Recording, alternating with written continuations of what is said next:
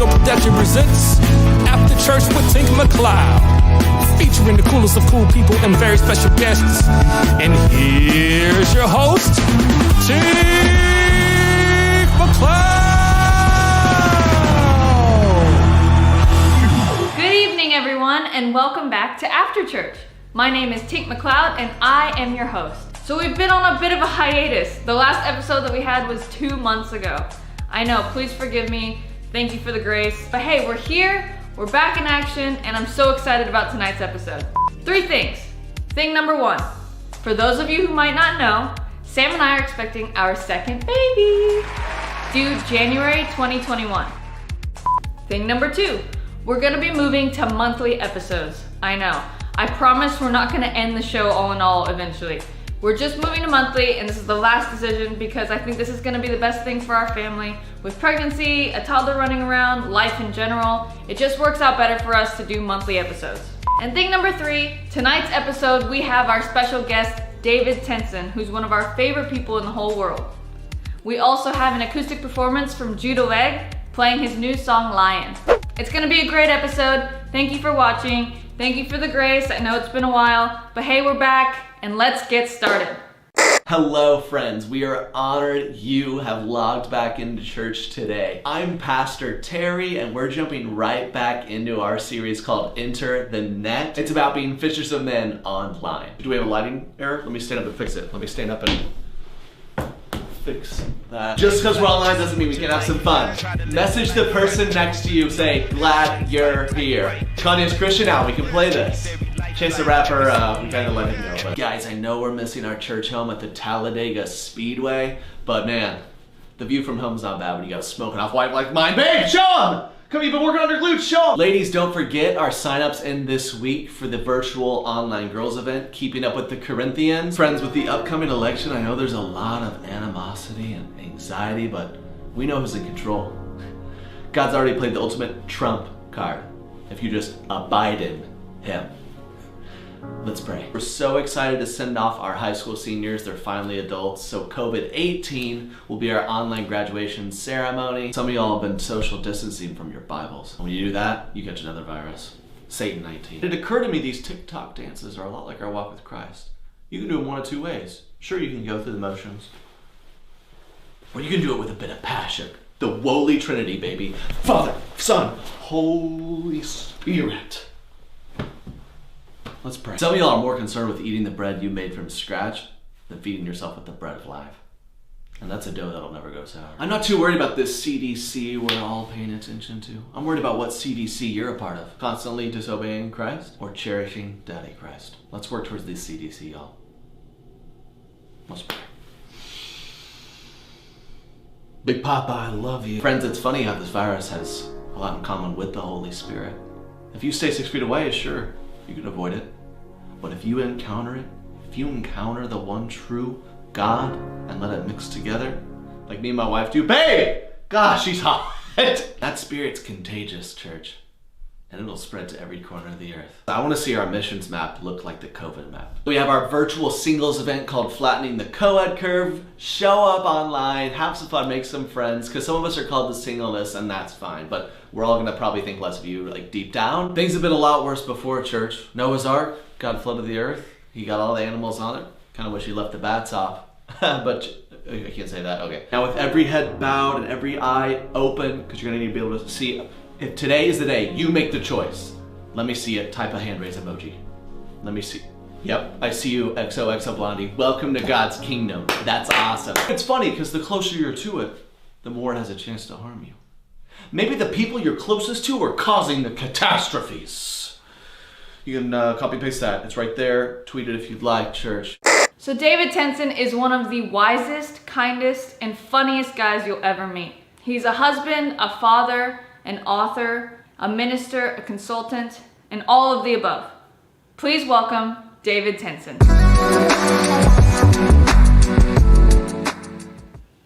Hey Dave. Hey, how you going? Good, so good to see you. Thank you. Good to be with you. See your smiling face. Thank you so much for doing this. Still love the bookshelf background, and it's famous. It's not just famous. Infamous. It's the famous David Tensen bookshelf, I think. It's not real. All right. I've not read those books. It's not even in English. I can't read the spines of them. For real? They're not in English? No, they're not in English. It's some kind of Slavic language. I'm not sure. I was going to tell everyone they were all your books, and then... Oh, yeah. Oh, Product- yeah. They product are. placement. I'm a learned man. Well, before we dive into the interview, we always like to start with some rapid questions. Is that cool with you? I'm ready. Where are you from? Melbourne, Australia. Where do you live now? I live on the Sunshine Coast in Queensland, Australia. What is your favorite Aussie slang? How you going? How long have you been married? 22 years. Where did you guys meet? At a youth camp. I met at 17, engaged by 18, married at 19. Oh my goodness. How many kids do you have? I have 3. What are you currently watching? I don't know. I'm not in the middle of any series. I have enjoyed, this is a Christian answer, but I have enjoyed the Chosen series. Oh, I love The Chosen. We just finished it. I love it. What's your favorite thing to do with your kids? Depends on the kids. Mia, my daughter's like a rock climber. Cadell likes board games, World of Tanks. And Willem likes playing on Xbox. So we play a lot. What are you reading right now?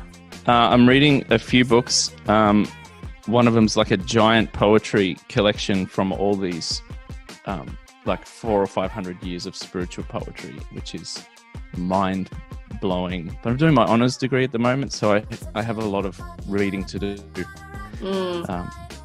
in that area as well. So less I read a lot. fun reading and more school. Basically, reading. all these books here, I read those.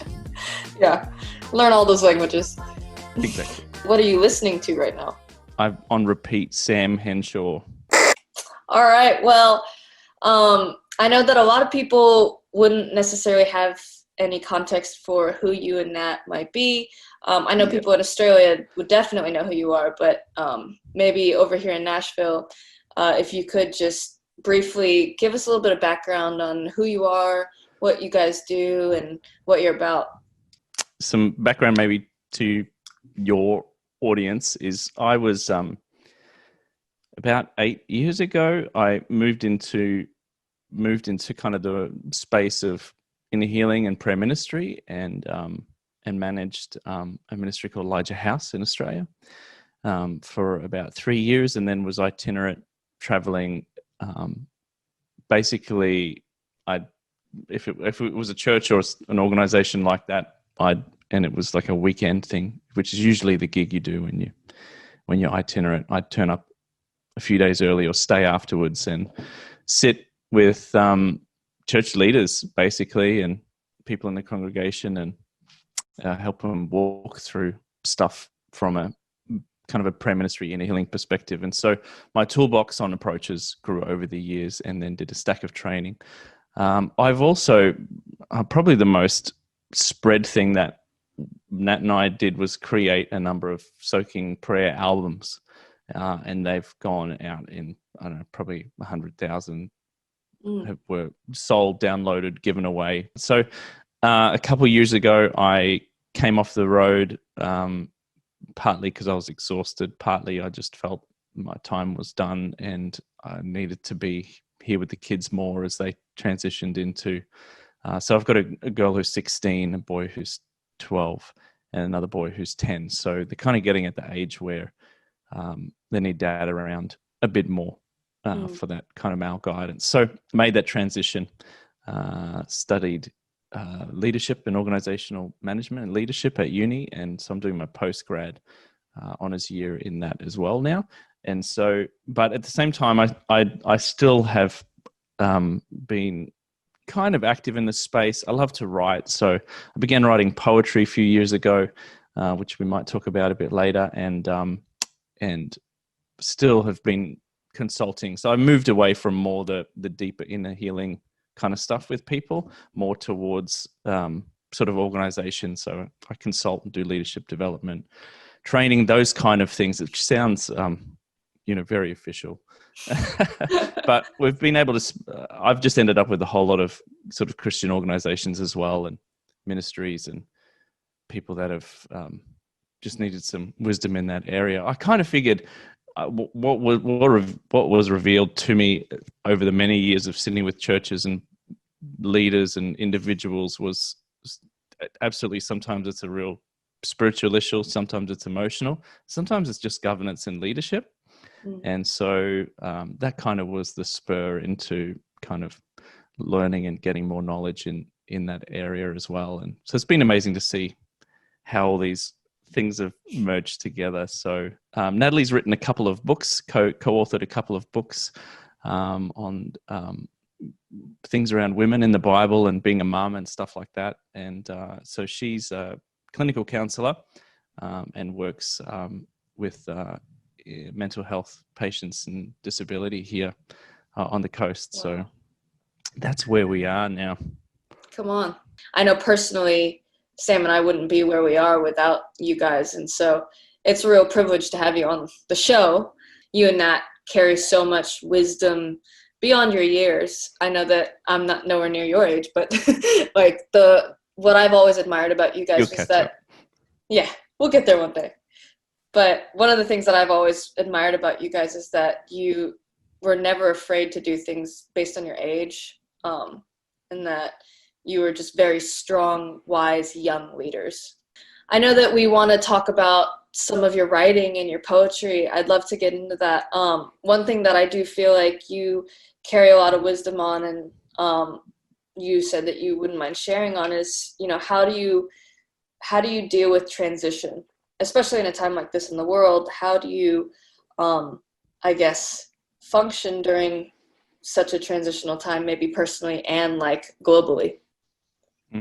I think transition's a fantastic subject. It's probably a bit misunderstood, unfortunately, and some of us do transition pretty well. There's a guy called William Bridges and a few people have worked kind of in examining the difference between change and transition. So he says that change is basically the external or situational thing that happens, and transition's the internal psychological process that we go through. So change is often kind of an instant external thing, and depending on kind of who you listen to, a guy called Bruce Feiler wrote a book on it recently. What he discovered was about half the change that we go through is externally forced upon us. So we call that kind of an external force. COVID's a classic, external. None of us wanted it or asked for it. And then the other kind of half of changes that we go through are not self-inflicted, it's probably not the best word, but self-directed. Like, I'm going to change my career. I'm going to change this. We're going to plan and start a family. We're going to move country. So these are things that quite often we do. We decide. So change has either an internal driver and an external driver. The transition, however, is what happens kind of psychologically, internally, within us personally. So transition kind of has three main phases. The first is endings. When it comes to transition and moving into a new thing or season or whatever, transition starts at the end. It starts with endings. Yeah. So it starts with endings and then moves down into what we call kind of a neutral stage, or the Latin word, which I think is beautiful, is the word liminal, which means threshold or crossing over. So we move to a liminal space in this in-between area, and then we move into this new beginnings. So you start with the end, you move to this liminal or transitional neutral phase, and then you get your new beginnings. And there's kind of a cycle with a whole lot of expectations on like things that they've studied and researched to be quite normal phases within that. Things like you go from ending to, you start with denial, and then there's shock, and then there's anger, and then there's frustration and stress, and then there's ambivalence, and finally you move to this neutral zone, and then you go skepticism. Could it be new? Okay, it might be. You move to acceptance. Now it's important to start again. There's hope. enthusiasm, and then the new beginnings happen. So William Bridges is kind of famous for saying change is fast, but transition is slow. And Bruce Feiler says that some transitions on average can take about 5 years. A 5-year transition for you to fully move from being who you are in the one environment to who you are in the next. It's kind of ironic because the transition starts with saying goodbye to things. Does that make sense? And like a lot of processes, there's often grief and loss involved. Depending on who's enforced it, external or internal, there may be a bit of denial. We saw that when COVID came and some of the enforced actions occurred, especially originally, there was a great thing of, this can't be true. This isn't right. There can't be a worldwide pandemic. We can't be in a global financial crisis again. There's a lot of denial, and then there's really the shock of it. Oh my gosh, this is real. And shock can be traumatic, and anger is often there as well. You get angry at what's happened, and you see this full flux of emotions right now, right across the world. We've been in the midst of it. Maybe we've experienced those things as well, and so it's kind of the letting go of things that happens there, and you can often, before you step into something new, there is that ambivalence. There is that neutral season, that kind of what the Bible might refer to in a narrative of the desert or the wilderness season, the midbar. And what's amazing too, and I'll talk about this a bit later, but that's where the change often happens, is in the neutral zone. That's kind of God's often plan. God's like most change, most encounters, most things that are significant to the formation of who we are spiritually, and everything happens in that neutral zone. And too often we're really quick to get out of it, or we do everything we can to avoid it because it feels like it's nowhere. Right. I've been studying this for a while, and I've done it kind of from this perspective of what does this look like for me as a follower of the way of Jesus spiritually? Like, what is God's plan for me during this time? And secondly, like, what does it look like organizationally, or when there's a whole tribe moving through these seasons? But we're seeing this globally at the moment. So there is a poem I wrote called "Count Your Losses," which I kind of wrote at the start of this year when I was really examining this and running some workshops. If you like, I'll share it for you, because it kind of probably gives some. It's better words than I can come up with on the spot here. Yeah. So it's called Count Your Losses. You could start by counting your losses, knowing that what's gone is gone. It's important to let that happen before you move on, like exhaling before you inhale again. Otherwise, your lungs may explode. Long ago, they burned things or buried them, allowing them to return to creation. Long ago, we weren't so possessive. Life and its furnishings were temporal and on loan from the gods, kind of like those toys you used to borrow from the library. They all went back in the box, ready for the next kid.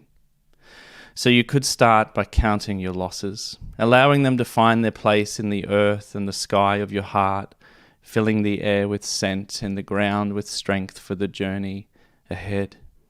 And it's normal to miss moments, to miss people and seasons. It's normal to cry and let the salt water fall to the edges of your mouth. Some things, tough things, horrible things may need holding again for a moment. You know what I mean.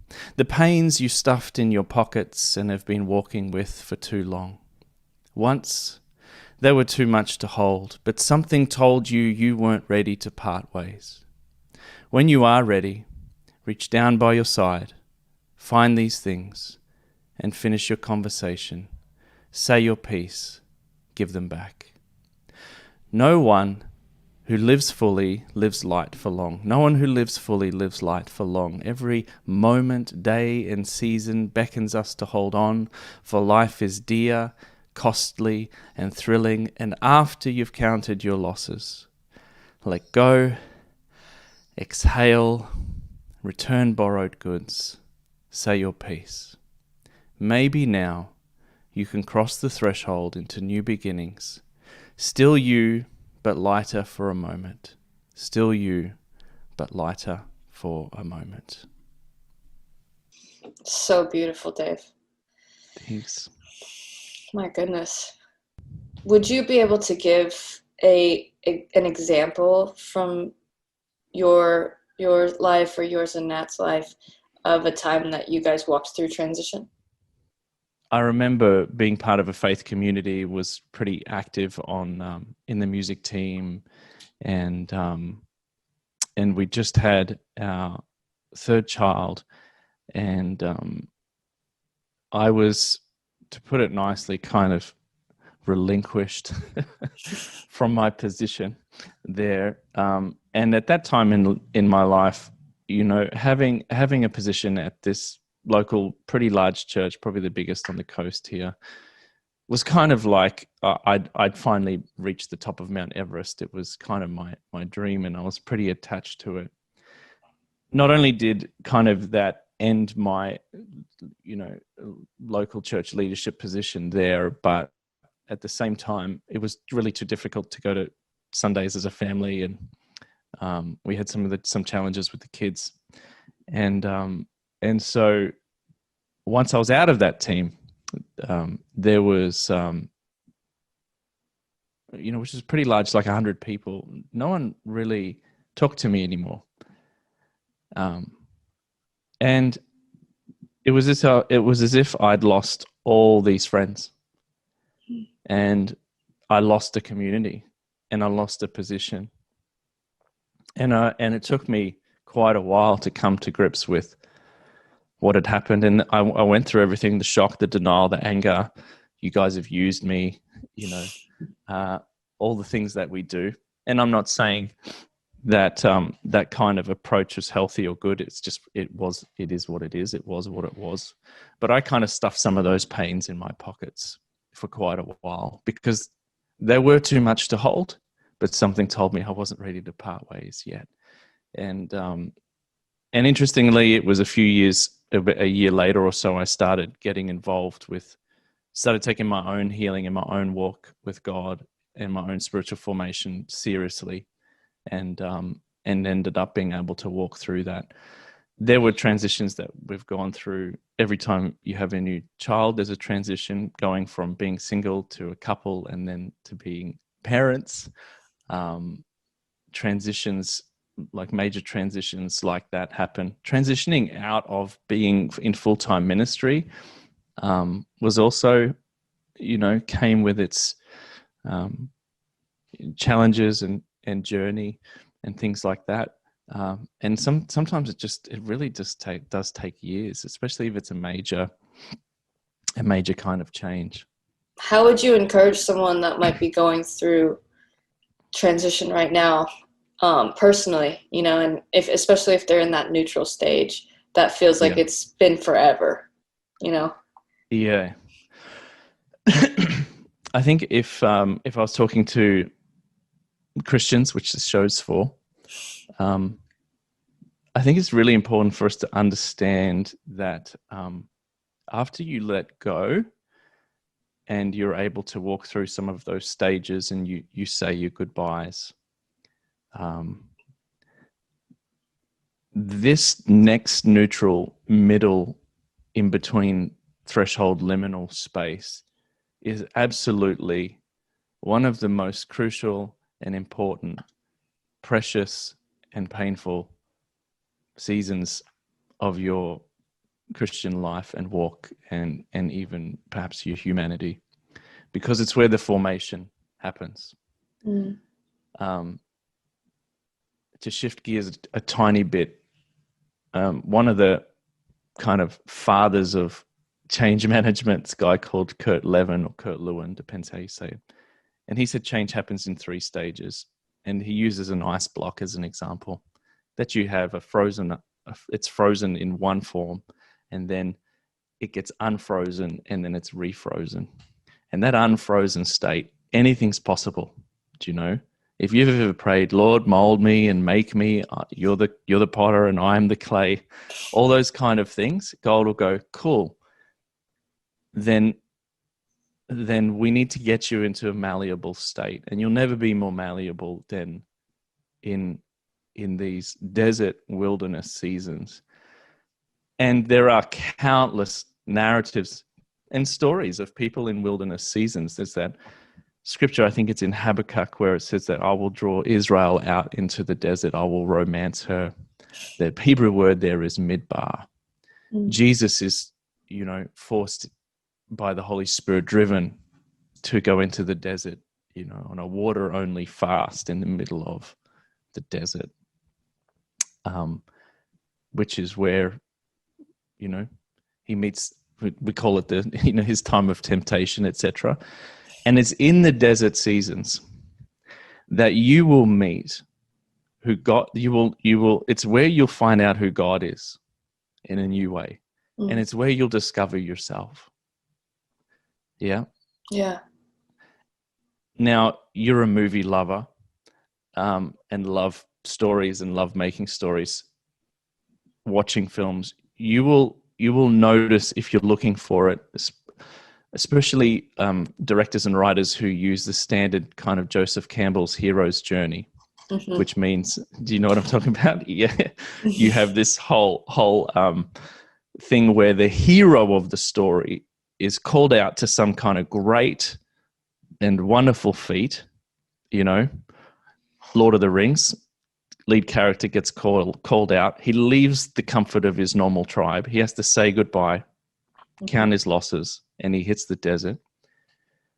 Somewhere not far into the middle of the movie, they have to meet some kind of a dragon. In the last Star Wars, Rey ends up on that island, right, in the middle of the water, and she fights herself. Remember? She fights herself. And then she fights her enemy. And so she realizes who she really is. The hero will always end up fighting some kind of dragon, some kind of baddie, some kind of demon in the desert. But they'll also discover who they are. Yeah. That is what is common in all. This is Israel in the desert.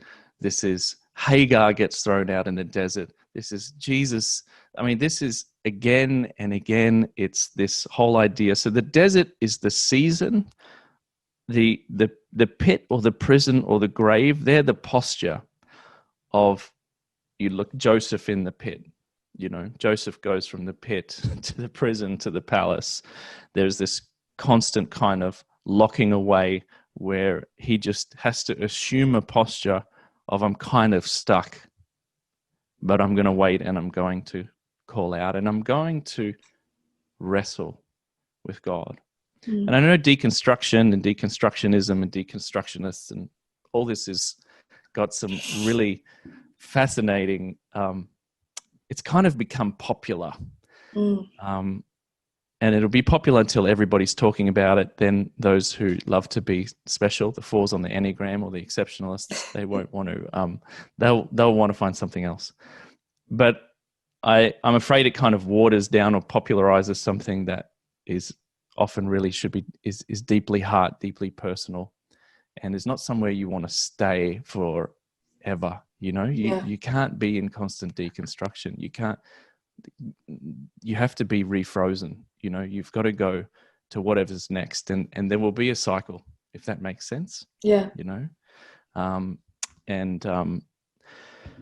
And so that's the posture. And then if you move away from, we call, again, biblical narratives, desert and wilderness is the season, pit, prison, grave is the posture, and exile or pilgrimage is the mission. Yeah. So the hero returns home knowing who they are, and then they set off, they live with it, a new sense of mission, a new sense of pilgrimage, a new sense of why I'm walking, why I'm on this earth. Yeah. Does it make sense? Again, the narratives are there again and again in biblical forms. And I think they paint a picture for us to be able to do that. But I think it's important for us to wrestle with God in those times. Yeah, I'm afraid if you move through, you miss the gold. Like if you miss being able to walk forward with a limp, you miss who you are.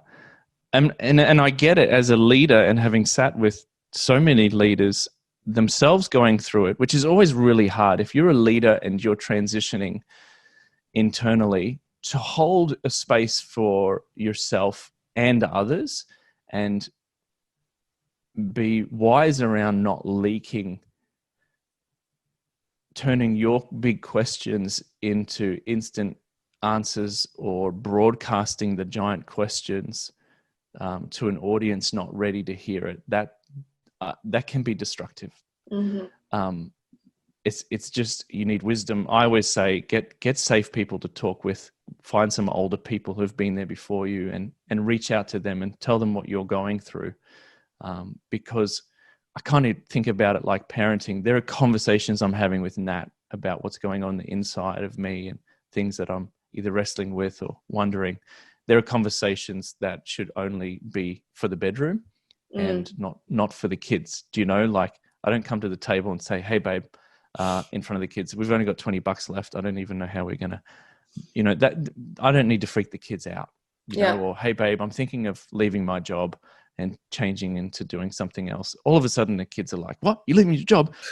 We'll have enough money for this, that, and the other. Do you know? And that's what leaders and pastors have to manage and govern themselves within congregations. Find the right people to talk to, you know? Yeah. But ask the big questions. This one's called The Wrestle. It's probably one of the most popular ones. I was, as a preface, last year I met Paul Young at a conference, William Paul Young, who wrote The Shack and some other great books. And he heard me read one of my poems, and he's been reading them wherever he goes ever since. And That's awesome. This is one of his favorite. Yeah, he's helping me publish these books. He's put me in contact with some people and written a foreword. And the working title of the book will be The Wrestle. And this is the poem called The Wrestle. Come on. I found you beyond the why, far from the why not, worlds from why me. You held a space for me, beyond answers to questions my pain had, as if you knew information was never going to heal or resolve or fix my suffering. Instead, you agreed to wrestle through many nights, never letting go, always with me, just like you promised. Refusing to surrender, I eventually realized that wrestling with God was not a crime, that I was in fact being held, being healed, being transformed by finding you, beyond answers, being blessed by holding on to you in my doubt and frustration, never letting go. And you never let go. And you overcame me in the end, and we both won. Hey, what's up, After Church? My name is Judah Legge, and this is my new single called Lion. I wrote the song about 5 years ago. I wrote half of it here in Nashville, Tennessee, and then the other half I wrote on a trip to Uganda. The song is about just me realizing and coming to terms with that I need something so much greater than myself and something outside of myself to be able to really walk through life at all. And so, yeah, this is Lion.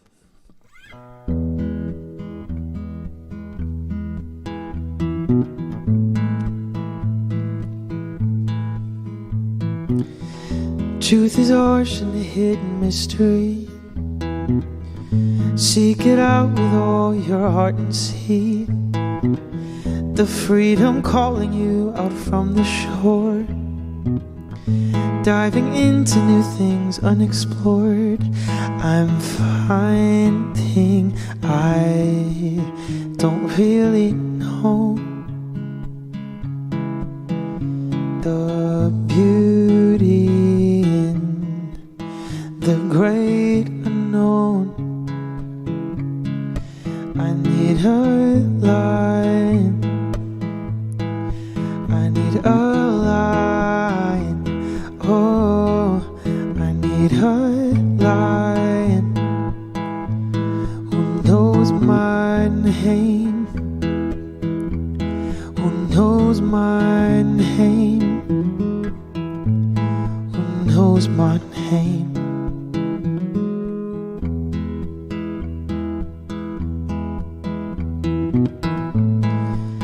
Who adventure lies awake in every breath. Courage rises up inside my chest. To plains of Africa I run to see. A love so furious, wild and free. I'm finding truth. Here hides the wind. He whispers out and calls me friend. I need a line. I need a line. Oh, I need a line. Who knows my name? I need a line. I need a line. Oh, I need a line. Who knows my name? Who knows my name? Who knows my name? Who knows my name?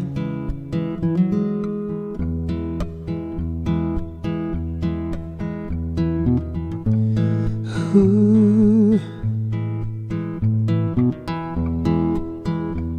Oh,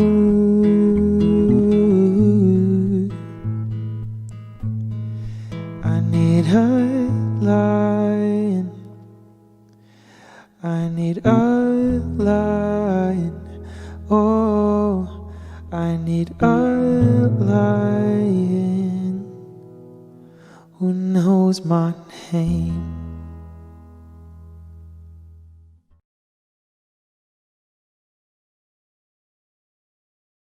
So I'd love to hear what awakened for you when like I know you've been writing forever, but what brought this poem collection to the surface? Thanks. That's a good question. I can't remember who said it. It was probably a poet. Talked about how poetry is kind of contagious, and I can't remember, and maybe because it's too long ago, or it's not the kind of primary school I went to. But we didn't do a lot. We did a bit of poetry at school, but there's a word called metrophobia, and it's a fear of poetry because some people were taught, or poetry was thrust upon them. And so it was not, I like to write and blog and, pen my thoughts, etc. But it was a couple of years ago, just coming out of a big season of change and transition. And kind of, I could take you to the spot where I was listening to this podcast, which was a podcast, the On Being podcast with Krista Tippett.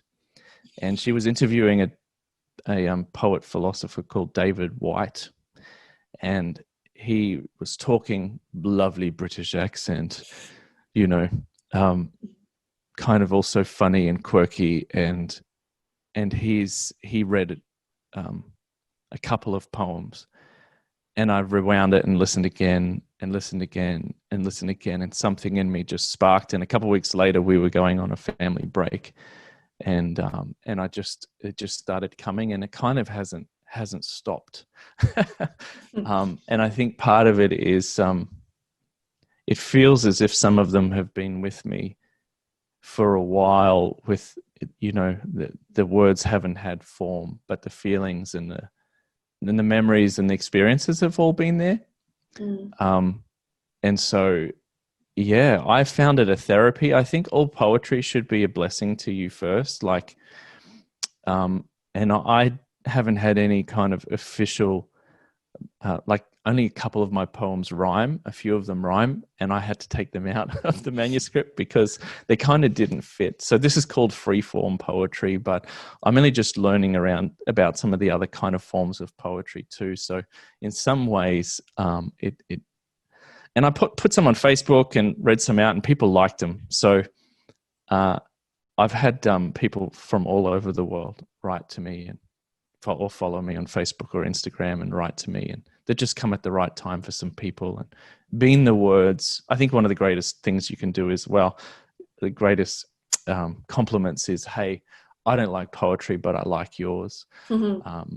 A lot of poetry has hidden meaning, and has to be kind of, some other writers, it's all about the pace and the cadence and all that stuff, which I think is wonderful and takes a long time. I just started writing from my heart, and people liked it, and people who didn't like poetry began to like it. And it's not, what I say is kind of what I mean. There's not a lot of hidden meaning behind it, and that's okay too. There's a lot of poets that just write it for what it is, and it appeals. So I try and write every day something, a thought, something that comes to me. And sometimes I've had seasons where I'm writing 20 poems a month, and then not. You know how it is as a creative. Go on. Well, I think maybe this is too ambitious of me to say, but I would say that a lot of the Bible is poetic in the sense it's not ambitious. The statistics are, it's 27% of the Bible is poetry. Mm. So, and if we've missed that, yeah, we missed the meaning. I think this is one of the kind of the terrible things about fundamentalism or literalism, where it all is taken literally. You can't take poems literally. It's like if you go to Israel today, there's like the Good Samaritans Inn, as if it really existed. No, it was a parable. It was a story. And so Jesus spoke in parables, and stories have a way of sneaking past these, to quote C.S. Lewis, the dragons, those sleeping kind of dragons that are waiting there. Good stories and poems and songs just go to sneak through all our cognitive left brain stuff and go straight for the heart, and they touch us in a deep place. And I love that. Yeah. And the Bible, to read it like that is, it's amazing. 27%. And what I do find too is interesting, and some of my poems, as you've read through the manuscript, they're quite honest and raw, and some of them are a lament. Mm-hmm. Again, if you read through the Psalms, it's like 40 or 50% of them are Psalms of lamentations. It's me pouring out my heart, basically complaining about how crap things are. Somebody did some research into do you know the CCLI, which is kind of like the Christian Copyright Licensing Institute? Yes. Yeah. All the song leaders, I know CCLI. Oh, CCLI. They've discovered of all the songs that have been released, I think over the last few decades, only 2% of them include some kind of lament. You don't come to church on Sunday or, hey, here's the new worship album. Oh God, why have you forsaken me? My enemies are after me. Scourge them, cut off their heads. That's, but it's mostly, it's mostly declarations and anthems now. Yeah, it's all good. And so I think, I hope that my book and my poetry allows people to go, actually, no, things aren't great. I don't have to be positive all the time. I need to learn to wrestle with God so I can discover more about him, more about me. I mean, it's positivity or always being up can be a false refuge. It can be another form of anxiety, that it's always good, because it's not. You never have to be. This is the cross teaches this. The fellowship of suffering teaches this. The problem is most people don't know how to journey into and then out of these liminal and nowhere spaces and get the most of them. But God often calls us there. If you miss it, you miss it. You miss the gold. You miss the treasure. You miss the wrestle. And I wrote the wrestle actually last year when there was a whole heap of celebrity Christians who were either denying their faith or changing their faith or questioning their faith. And I was thinking, it was kind of the motivation. Because here's the thing, besides sex, there's nothing where you're going to have your body entwined with somebody like a wrestle. So if we're called to wrestle with God, this is the most intimate thing. This is why in the poem I said, I realize I'm being held and healed right now. I'm wrestling with you, but I'm being held and healed.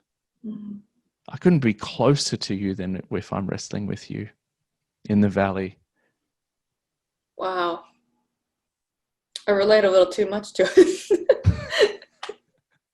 I'll just give you a moment. Yeah. Let me just have a moment. Here's a tissue. Moment of silence.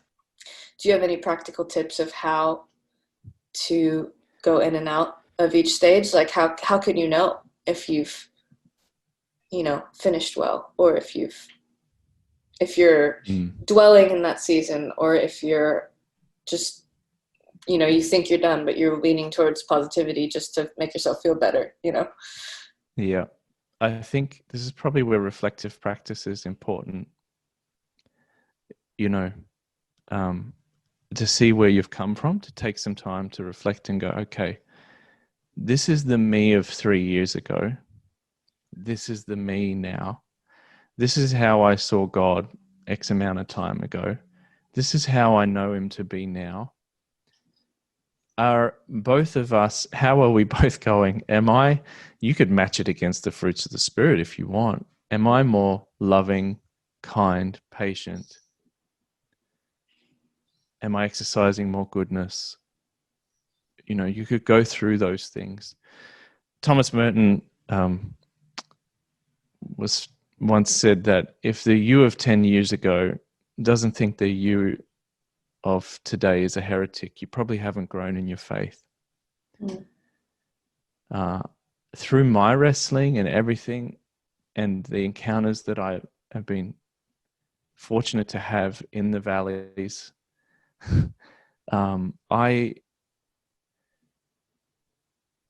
I've come to know God as the Dave of 25 would probably think the Dave of 42 today has lost his marbles and doesn't really know who God is. And I used to know about him, but he's just kind and more loving and tender and sneaky and funny than I don't know, than I ever thought he would be. Yeah. And he loves me more than I could have ever imagined, just the way I am. Just really the way I am. All the stuff I'd sing about, just the way I am. No, really, just the way that I am. He loves me. And to know that experientially, you can know it either side up here, but deep in the core and the ground of your being. Yeah. So the reflective practice is really probably important to do that, and to look behind you and see what you've left behind. Maybe some of the wells that you've been able to dig and the seeds that you've sown. One temptation is to go, oh, that's the old me. He didn't know anything, and kind of be unkind to the old you. But I think it's really important to bless your old self and kind of go, hey, the Dave of 25 when all you wanted to do was work at a church, and which is where you got all your identity from, and being in ministry and having a title, all those things. Dave, thank you. You did the best you knew how at the time, because I'm going to have to one day, 10, 20 years from now, bless the 42-year-old Dave that, well, Dave, well done for doing the honors degree and heading towards your PhD. I mean, I don't know what happens, didn't quite work out, but well done. You did the best with what you thought, where the path was taking you at the time. Right. Gotta love yourself, even your old self. For Do you want me to read you a blessing poem, the blessing poem on parting? Yes, absolutely. All right. Today, fellow fallers, recoverers, rescuers, winners, losers, famous and infamous, I bless you. The runners and the lame, the bankrupt and billionaires, the saints and the sinners, the lost and the lonely, I bless you. I bless you with knowing that the journey of 1,000 steps will be paved with potholes, sinkholes, assholes, whatever it takes to make you whole because you are human. I bless you with knowing that the invitation to face the world with an unveiled face may be done at your pace or never at all, because it's an invitation. But know this, by love and choice, Trinity's unmasked face shines upon you and is gracious to you. Trinity lifts up their faces towards you and offers you peace because you belong. All right, guys, well, that is it for tonight's episode. I hope you enjoyed it. I hope you got a lot out of it. Don't forget to order your copy of Dave's book, The Wrestle, available on Amazon and all major online bookstores November 22nd. The audiobook is done by William Paul Young, and ebook through all ebook channels. We'll see you guys next month. Thank you for watching. Remember to follow us on Instagram to get all of our updates, and don't forget to click subscribe and turn on your notifications on YouTube. We'll see you in a month. Thanks for watching.